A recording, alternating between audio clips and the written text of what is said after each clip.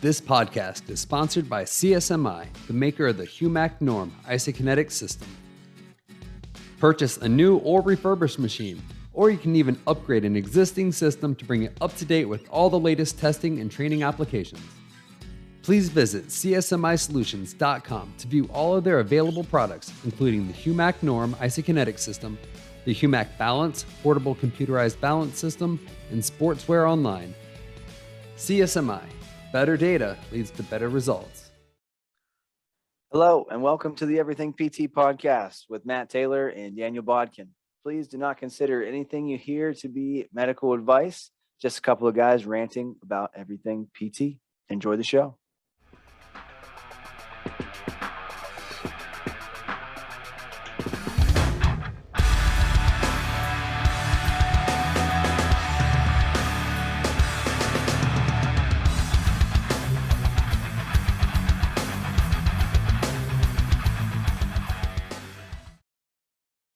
Hello, everyone, and welcome again to the Everything PT podcast. I'm Matt Taylor, and this is episode 15. And Daniel, we're getting up there. We're almost to 20 episodes, so I'm pretty excited, buddy. Yeah, I mean, we signed a 1-year deal with some of our. We did. Also, so we only have to like 35 more or something like that. something. Yeah, if I had scratch paper, I could figure it out. But yeah, So, something like that. I mean, really, if anybody is listening and wants to be a guest, we got to stretch out some of these episodes so we That's can at least meet that 52 episode. Yeah. Maybe we could get some Star Wars nerds on the show out there, or Stranger Things. We talked about that in the past. We could. I won't go there today because this week's episode was great, so I won't go there. Hey, we do have a cool.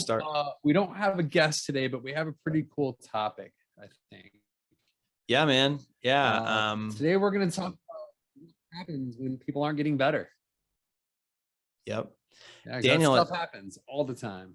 It's crazy. This has never happened to me, that all my patients just seem to just get better. So, sometimes I feel like where you get in a rut where it's like, God, this person has a setback and this person's hurting, and you feel like they start piling on. But then you also have times where a lot of your people are making big gains and you feel big. But I have to say, it's just part of PT, right? People are gonna get in a plateau. People are gonna get setbacks. Yeah.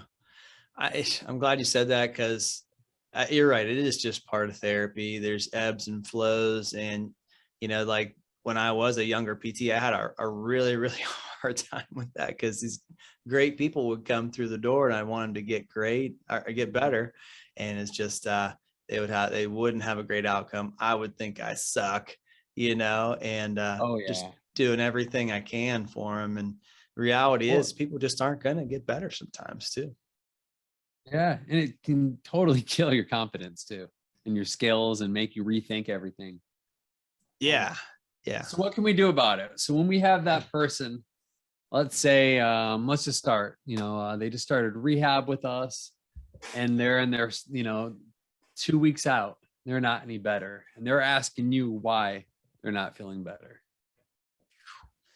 So I'll probably back up a little bit, and like on my initial evaluation, usually like I try to give them a 30,000 foot view. We'll pick on back pain, because I love to hate back pain.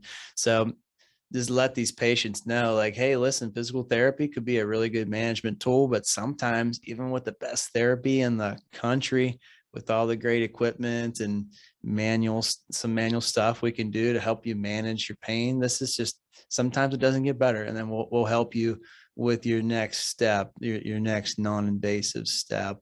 But so I think just addressing that, the very first and foremost is helpful. Yeah, I think that's it. Managing expectations, letting them know, letting them know that, hey, typically in your first 2 weeks, I don't expect you to feel any different. You might actually feel worse. Letting them know that, say, hey, you're probably going to go home tonight, and this first week, you're going to feel worse. But hopefully by around the end of the second week, we're back to where we started. And by the end of the month, we're maybe 25 to 50% better. And then by the end of the second month, we're about 75% better. Yeah. That's like a certain, like I got a guy with gluteal tendinopathy right now that I'm seeing. I told him first session, I kind of ruled some big and scary stuff out that I thought, and he had x-rays, MRIs, and nothing crazy is going on. So I told him, I said, this could take a while to get over. And it's good to set their expectations. That's the perfect word. Just because if you say they're expecting to feel better next week and they don't, well, they're probably not going to come back and see you, and they're going to get better probably just naturally with rest and controlling their loads too. So yeah, and I like to let them know it's kind of like the stock market. You're going to have times where you're feeling good, and then it's going to plateau, and then and maybe we try to push it a little bit in rehab, and that's going to set you back. Or you decide to go back to one of your activities, or you do something over the weekend and that sets you back. And that's absolutely normal. That's part of it. And just managing those expectations, I think is huge.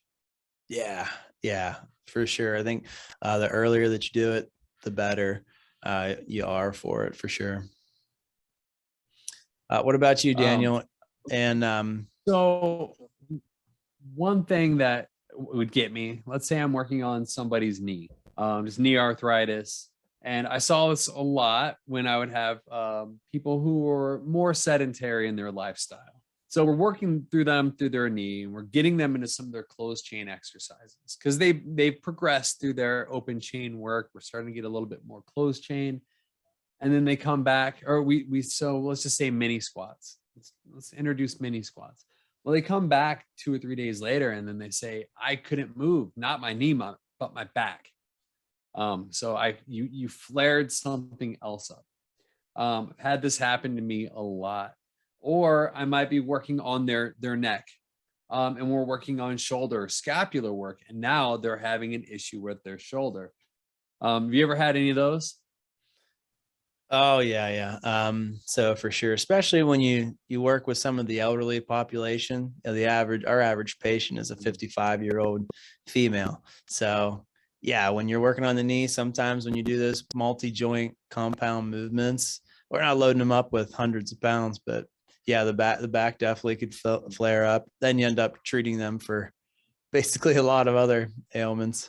Yeah, because you can't just ignore it at that point. Right. You have to do, and I think documenting the fact that, hey, I'm now doing these things to their back because it's part of the sequelae, or however you say that word. It's all part of their initial injury. But I think approaching it, how you approach it with the patient, I've done it well sometimes where I say, hey, that exercise uncovered something. Your back shouldn't, freak out over doing mini squats. So we've kind of uncovered it. I've also handled it poorly before, where I'm like, it's like, well, your posture is terrible. And the fact that we're trying to work on your posture and your shoulder blades so it helps your neck. And then I basically ended up blaming them and their posture. And, and I wasn't trying to do it that way. Just the wording I used wasn't good. So I've handled it well, and I've handled it bad before too. I think just assessing movement a lot, you and I are looking for different things that people are not great at. Like, say they don't hip hinge well, they don't squat well, they don't do a lunge very well, and that's aggravating. That we need to know. That's a very valuable piece of information, and we can use that, break it apart, break it down a little bit to help them just get back to those foundational movement patterns as well too. So. Oh yeah. And I always try to tell them, everybody, you can break things down to cars pretty well. And I say, let's say your car, you're driving, right? And every time you try to just drive to the grocery store, your car is breaking down. There's a problem with your car, right? So then all of a sudden your car, you're able to drive around town, go to the grocery store, no problems. But every time you try to take it on the highway and push the engine there, that's when it has problems. That's kind of where you're at right now. We got you to where you can drive around town. But if I tried to put you out on the highway and have you drive 300 miles, that car is not going to make it.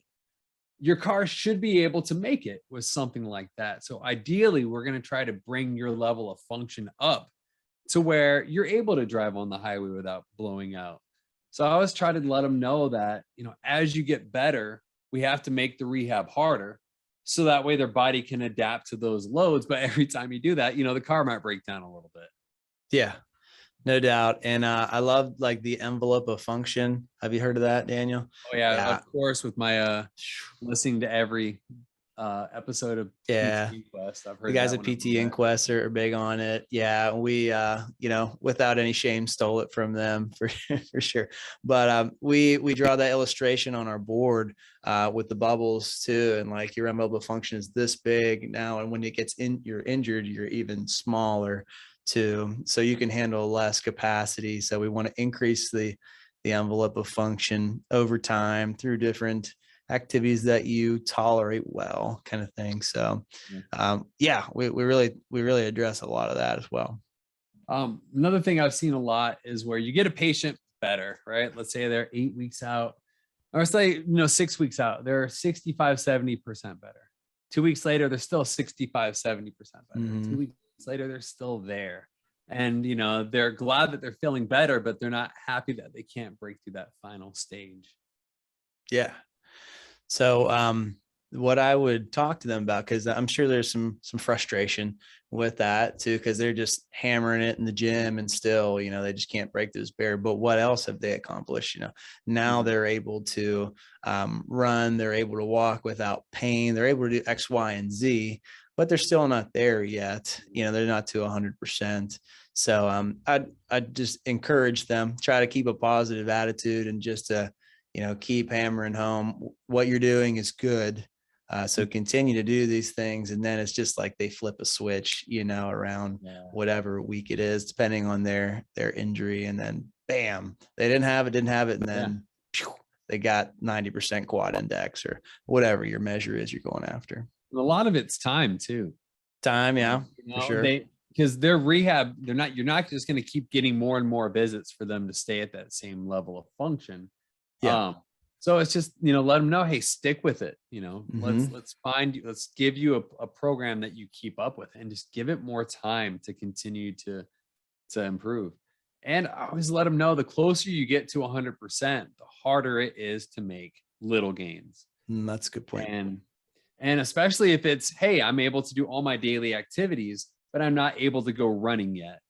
There's a big difference between just doing normal daily activities and being able to run. That's very true.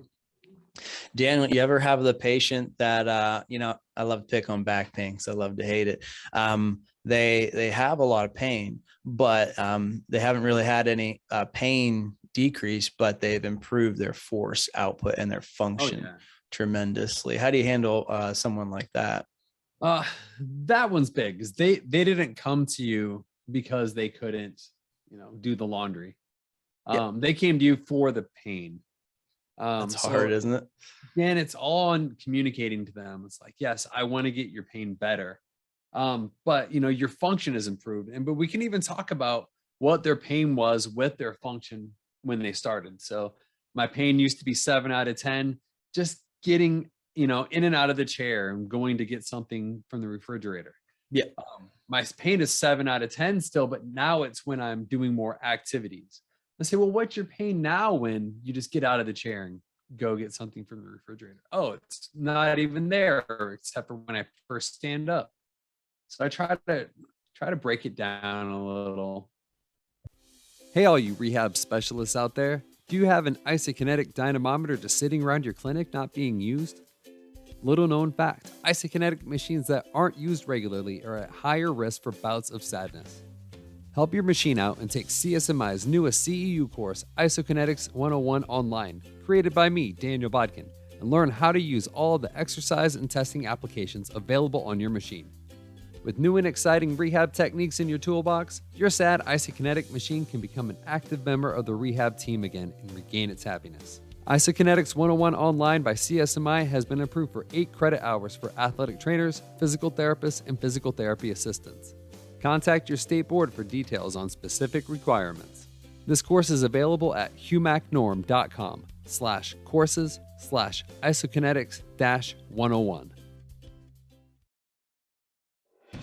Looking for a way to improve sport-specific training with your athletes? then you have to check out Blaze Pods. Blaze Pods is a neurocognitive reaction training intervention that can be incorporated into your sessions for patients throughout the treatment spectrum. Visit blazepod.com, enter code EverythingPT at checkout, and save 15% off your order today. Matt, you ever have anybody that you just give them some good old late onset muscle soreness and it's the end of the world? No, we never have that issue at Capital PT and Fitness. Yeah, we have it. I probably have this talk daily with people, especially post-surgery, like a couple weeks into it, we're getting out of that acute, we're getting the subacute phase. They can push a little bit of weight through a leg press, through a squat, and things of that nature, and try to mentally prepare them to have it. And it's, we're in rural West Virginia where people don't exercise often. So they feel like you have personally injured them because they have not felt, palpated their muscles after a good workout. And they're like, man, I got some good muscle soreness. That was great yesterday, what I did. That thought does not happen. The thought is more along the lines of, you have hurt me, you've injured me, and I don't want to come back and see you. I've had that before, and a lot of it, they'll call and they'll say, I'm too sore to come in, whether it's muscle soreness or their injury. I say, no, come in, because we can help calm that down.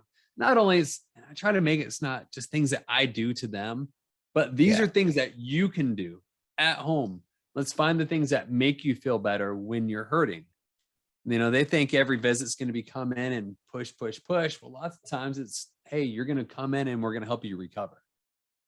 Yeah, no doubt. I think we might have something on like our welcome to the practice folders that has maybe something to expect, with a very active and engaging approach to therapy. You can expect X, Y, and Z. I'll have to review it though. But I also try to bring it down to, let's just say clamshells. See it all the time with that exercise. They're doing clamshells, and while they do it, they say, oh, this is an easy exercise. And then they come back in and they're just, their glutes are just so sore. And I'll let them know. It's like, look, that little easy exercise made you that sore. That's telling you that, hey, this muscle doesn't have a good capacity. Or it's not able to tolerate that yet. And that's letting you know that we need to get that up to where you can, handle, because they always say, oh, it's just an easy exercise. And then they can barely walk coming in next time. And it's funny is I'll say, stop, do however many reps I want them to do. And they're like, oh, I just kept going because it was too easy. And then they overshot their mark a little. Overdose themselves and wind up with muscle soreness. Yeah. What other exercises can be sensitive for patients, and I shy away from giving it at home, is the bridge. Bridge would jack up your hips and your glutes if you are not used to doing it, for sure. Mm-hmm. So that one can be very sensitive, and I've gotten in trouble fast with home programs with the bridge, I remember. Yeah. And a big part of it is how you approach. It's got to be hard for you because you have a gym, like a real gym. Oh yeah. So you have people over there, doing real intense exercise right next to, like you said, your 55-year-old female who has really bad knee arthritis. And, they might see that person and try to push to get at that same level. So that it's probably a little bit harder there to keep people from pushing too hard. Yeah, no doubt about it. We got a big mixed bag of patients and clients in here. So yeah, it's important that we address those things early with everyone, just so that they're mentally prepared when these things do happen. You don't break trust, and you can build that more of that therapeutic alliance, like we've talked in previous episodes, because, and then what is happening is what you said would happen. And then they're like, oh, they said this would happen. And then they're more likely to deal with it better, I think. I think that's the key right there. The therapeutic alliance, establishing that rapport with the patient, and then having that open communication. Yeah. And, also letting them know that a setback it's not a reflection on them and that they had failed or anything like that. Setbacks happen, and it's part of the process. Yeah. Do you ever go through a period, Daniel, and I still go through this every once in a while, where you have like just like a string of patients who just like setback, setback, Oh yeah. setback. And you're like, man, I suck. Uh, I you don't know, feel it it's like it it's as much as I used to, but I still feel it. no, I do too, and it's crazy. It's like why am I not able to, or why do I take their results as part of my self-worth? And Yeah. you know, but then my wife, she's an oncologist, so I look at what she does, and I have no idea how she's able to separate it. Maybe she's not, and it's just like under, right underneath the surface, and I just don't know about it. But yeah, I mean, I'll have somebody and they'll have a setback, and I'll lay in bed at night and just think about like, well, what could I have done differently? What do I need to do with them? And just kind of Yeah. obsess. Yeah. Gotten better about it as I'm getting older. Same here. Yeah. And like if you got a patient, they return to run too soon, they come back, their knees jacked up, and then you're just like, dang, that's probably not the best. Probably should have had them, walk, jog a little bit longer. So Yeah. And, owning up to it. Even now, even like I have a guy I've been working on his knee. Now this guy is squatting like 385 pounds now, but we had to build him up, for sets of like doing reps. We had to build him up with that. Right. So we started just building up the load ability of the tendon and the muscle. He had a quad tendinopathy. And then we started actually getting into the squat, fixing all his mechanics, all the suboptimals. love it. Then we started stacking up weight. His knee became used to that. So then we had to lower the weight so we could start getting normal depth, right? Nice. So we've been working on that for like the last month, and he's doing great. So then I started introducing more dynamic stuff, doing, jump squats, doing, walking lunges, step ups, all these things that's going to be, multiplanar. So he got, his knee actually became sore for the first time in probably 2 months from doing that. He was like, God, I'm just so mad at myself that I can't do. I was trying to have him do a snatch to a drop down to a reverse lunge, very dynamic speed movement. And he was real frustrated that he couldn't do this because his knee was tight. So I was like, all right, let me pull out, I pulled out the tools. I'm like, let's go back, do a little soft tissue work on you, warm you up, modify it, find a way that we can work. So we just did it differently. But I had to explain to him, well, you didn't take step back. I've made things harder by increasing the level of difficulty. He's a little bit older. So he's like an 80s style lifter where you make it harder, but just by making it heavier and doing more reps and more sets. Yes, more weight. So, explaining to him, hey, even though we're only using this little 45 pounder for this exercise, is completely different load than what you're used to. Or even we tried doing thrusters, where you go all the way to a full squat and do a shoulder press, and why he was having such a hard time with, doing, 50-pound dumbbells when he's able to squat such heavy weight. And I'm like, because it's a different stimulus. So the goal is to get him used to that.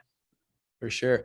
And I think, when you have different training stimuli, I think that's a great method of return to sport or return to whatever you want to do. Yeah. Just to try to change it, vary it slightly, with the intensity being consistent. You're going to prepare the athlete for a lot of different things too, which is what we want, Daniel, something else I wanted to mention was it's like we have another therapist here, Kyle, who's just like, whenever I do go through times where I just feel like I'm sucking at PT life, I'm like, listen, man, like I'm having a hard time with this. Would read over my plan.